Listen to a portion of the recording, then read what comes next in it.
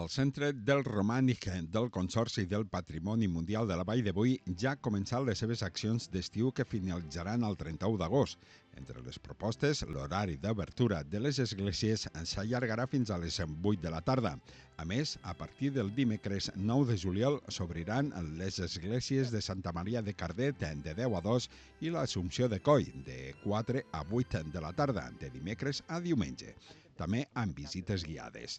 L'experiència immersiva Ulls de la Història, que es pot gaudir al Centre del Romànic, també allarga l'horari d'obertura fins a les 8 de la tarda.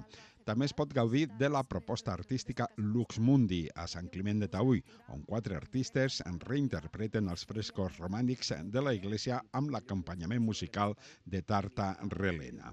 Per finalitzar, en el marc del 14è Festival de Música Antiga dels Pirineus, el dilluns 28 de juliol, The New Hall ofereix un concert a Santa Maria de Taüll.